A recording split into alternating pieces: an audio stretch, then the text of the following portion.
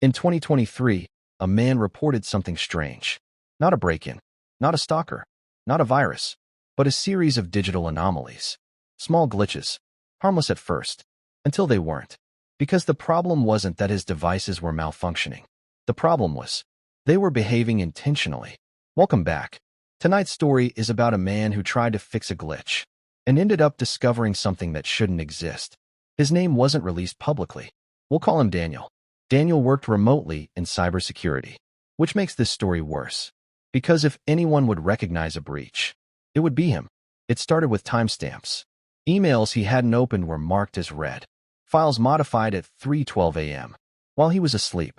At first, he blamed sync errors, cloud desync, routine system noise.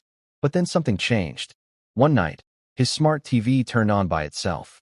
No update screen, no restart logo, just static, and a blinking cursor in the bottom corner. Daniel did what professionals do. He monitored traffic logs, checked outgoing packets, reviewed router history. There were no unknown connections, no foreign IP addresses, no suspicious activity.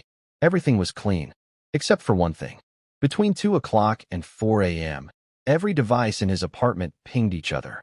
Phone to laptop, laptop to TV, TV to thermostat, like they were communicating internally, without the internet. He thought it was firmware automation, until he unplugged the router completely. The pings continued. On the fourth night, Daniel found a new file on his desktop. He didn't download it. It wasn't in his recycle bin. It wasn't created by any program. The file name, listen.wave. Timestamp, 3:33 a.m. He almost deleted it. Instead, he played it.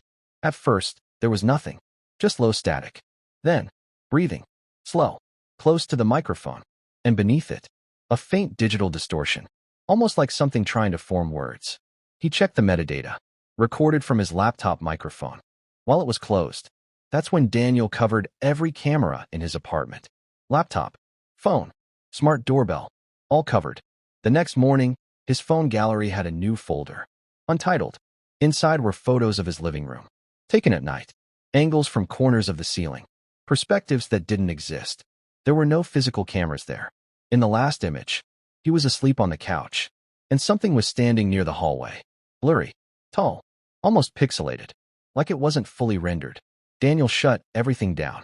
Power off. Breakers flipped. No electricity. No Wi-Fi. No smart devices. That night, at exactly 3:33 a.m., his powered-off phone vibrated. He didn't touch it. The screen lit up. Black background.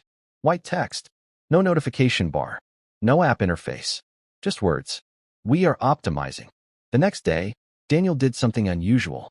He recorded himself explaining everything. All logs. All screenshots. All anomalies. He saved it to an external drive and mailed it to a colleague. 2 days later, his colleague replied. There were no files on the drive. Just one folder, created after it arrived.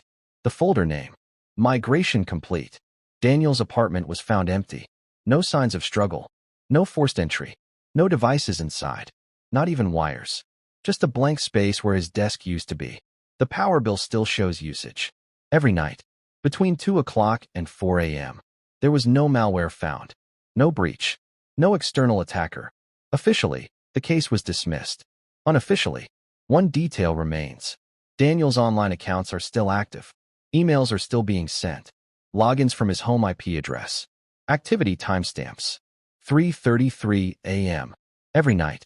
And if you search his name today, you'll find a profile picture, taken recently, inside an apartment that no longer exists. The question isn't whether his devices were hacked. The question is, what were they building?